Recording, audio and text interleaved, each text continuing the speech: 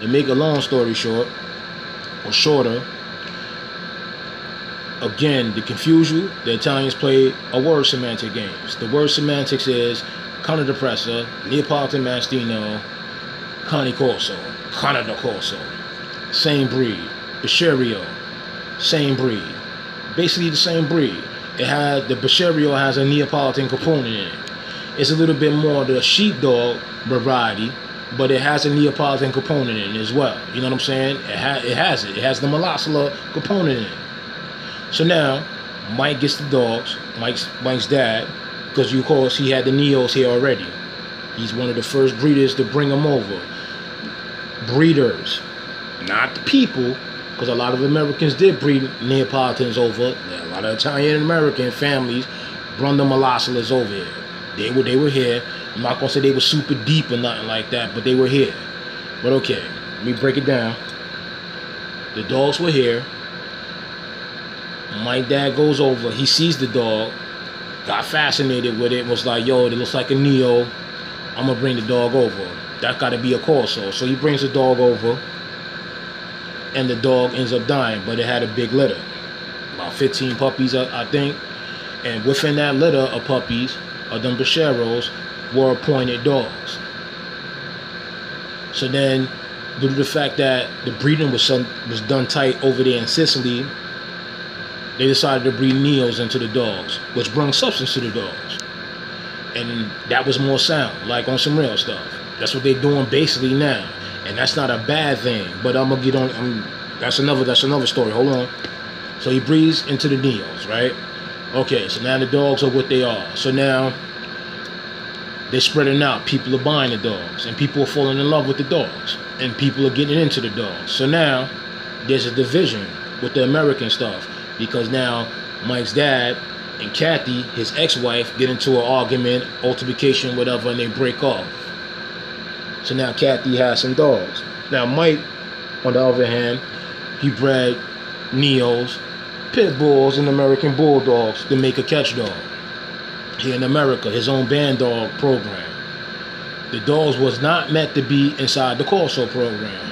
Period. I believe that. But as the division happened, Mike's dad took some Neos and I think 1 or 2 Corsos, and they separated, and she kept the rest of the dogs. So Kathy, you know what I'm saying, because she's trying to get some money too, and the dogs look like Corsos. I'm talking about the half-breed ones, so she bred those into the regular Corsos. So this explained to me why certain Corsos was real small, because I did see that back in the day as well. Like in certain, certain bloodlines or whatever, the dogs tend to be, definitely females, tend to be real small. Like, wow, like, that's a short dog. But regardless of the point, that is the reason why, because of the bulldog and the pit bull component. Now, that doesn't mean that the red nose came from that dog, because dogs that had that component, the masterpiece component in it, was still producing red-nosed dogs. So that Becherio that was bred to the Neo produced sometimes dogs, Farmatino dogs, or foreign dogs with red noses. It happened.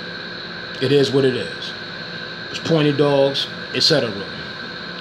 So now, moving forward, my dad brings some of the enthusiasts to Italy to get some more Corsos. Now, people were saying that Mike wasn't in the breed.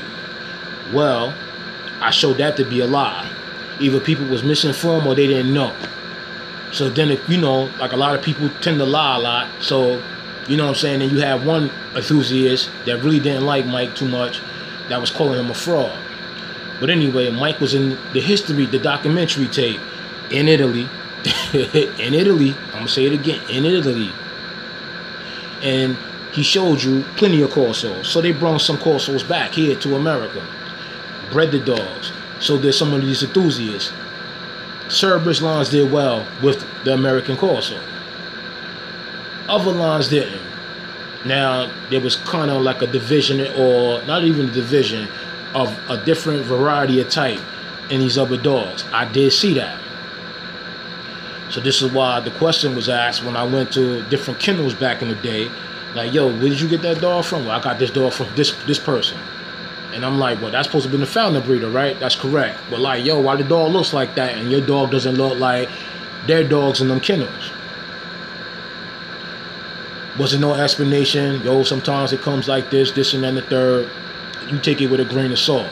You know what I'm saying? Just like with American game bred dogs. Sometimes you get an 80-pound dog. I ain't talking about them 100-pound jokers, because that's another breed. But sometimes with a game dog, you get 60-pound dogs, 80-pound, 70-pound dogs. Sometimes. Once in a blue moon, it happens. It happens. But doesn't mean that it's going to continue to breed the stock. So when I was thinking about with the small Corso, the same situation. But I did see some Corsos that didn't look like Corsos. And I had a question about that as well. Because then, like I said, where I'm from is New York. And New York is like home of the band dogs as well as Jersey. Because the band dog programs were started here. So I seen hell of a dogs that were mixed. So I can tell what was a pit bull and a neo cross and this and that and the third. So I questioned it. Like, yo, that's not a Corso.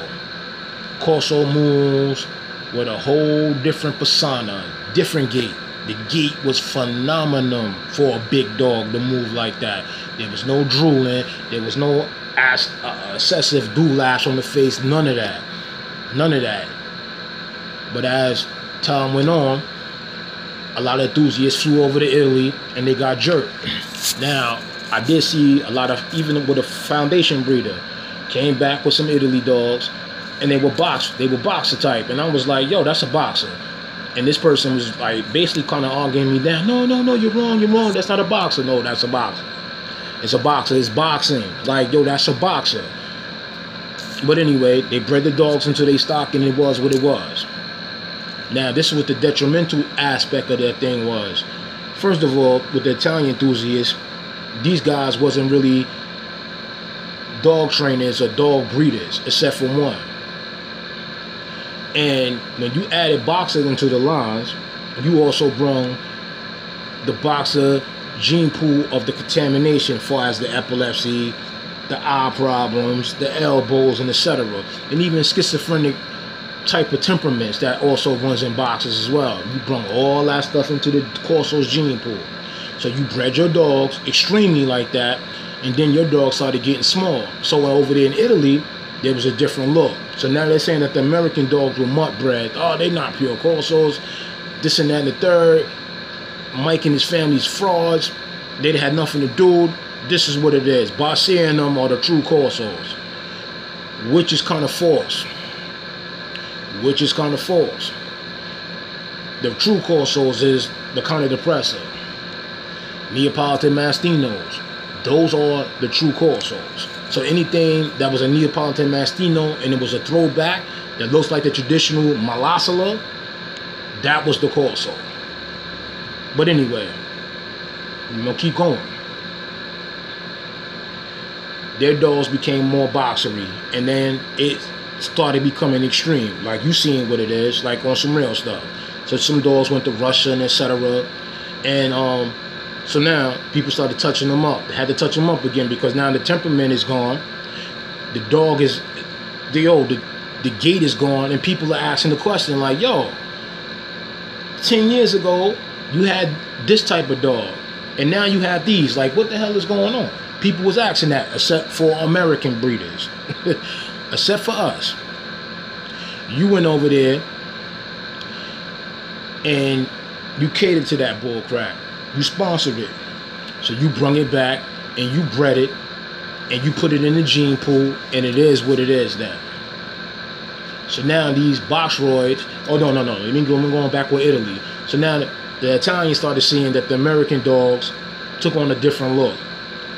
And they got jealous again, because now it's like, damn, well, they Corsos look like our traditional Corsos. So what we got to do? So what they started doing is trying to breed back to the traditional dogs. So they started bringing it back to Neos. They got the Great Dane, started breeding that into that. Bull Mastiff and Boxers. And try to bring up more dog aggression. Or drive, I should say drive. Protection drive. Didn't work. The dogs took on another tidy look that's different.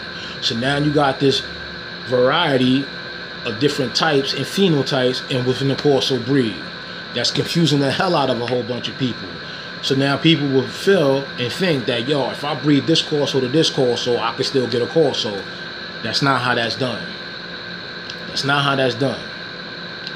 That is not how it's done. So if any enthusiasts say, well, yo, the standard reflects that the dog should have a reverse scissor bite, that is incorrect. Pablo Berber said it in his book. Did you read the book? He said it in his book. The bite was supposed to be scissor bite. Those dudes were not dog people, the majority of them. They wasn't. So therefore, like I said, as far as with the Corso with the reverse scissor, I'm not going to frown upon it. If it happens, it happens. But my preference is the scissor bite dog. Okay, moving on. Like I said, the different color coats and etc. So now with the standard, the Americans adopted the Italian standard, you know, because they let the Italian dog, the American dogs inside the registry over there in Italy. So they call it the American dogs Corsos as well, which I felt that was wrong too. Stick to your guns and stick to the roots, like on some real stuff. My dad passed away, so he wasn't here to direct the situation. Other enthusiasts direct the situations, and I don't think they did an excellent job. Because now you newbie guys come on the scene and you desecrated the old school stock. You call it the mutt breed. But yet in Italy, they did the same exact thing, but even worse. But even worse. The dogs are manifesting that today. I'm going to say that again. The dogs that you have are manifesting that today. So now, again, now it's like, so what do we do? Well, now you have a lot of show enthusiasts and show breeders that have the epilepsy dogs in their bloodline. Where do you go from here? Either you scrapping them dogs, or you're going to breed into the American lines and straighten some of that stuff out. A lot of enthusiasts have, with good results though. On some real stuff, the dogs look like the traditional dogs, like on some real stuff. Still got some still have the reverse scissor, still have the classical in between Nero and in between I'm gonna say Jeff Hall's dog, Junior, that he got from Alcohol. You know what I'm saying? So it is what it is. But you see traditional Corsos and you have a disrespect. I saw you traditional dogs over there overseas, and these dogs, you're trying to say that they're, you know, some Russian enthusiasts, oh, well, they're Persian Canary crosses. They're not. They're the traditional Malinois. Some enthusiasts got smart, bred back into Neos, and bred back into the sheepdog. That was the soundest thing they did. Breed into a bull mastiff, boxer, Great Dane, etc., you're not getting a Corso. You're going to end up with dogs that are hyper type, and they're like, yo, not all hypers look good. You got some that do look extremely good. You know what I'm saying? You have some that look extremely good. Rockwell Kennels has some. I got to tip my hat. Like, some of his dogs looked good. Carlos Colon, his dogs looked good. Bodyguard Kennels. Even, what you call it? Who else? There's a lot of people that have American dogs and the Italian, some old school, some new. I'm gonna say that again, some old school, some new. So their dogs are taking on certain traits and looks. But now when you start line breeding and trying to make a bloodline or an established bloodline with it, you get disarrayed. So you have to do that thing slow. A lot of enthusiasts, even the one I was affiliated with, didn't do that thing properly. It is what it is. It is what it is. Hold on for a sec.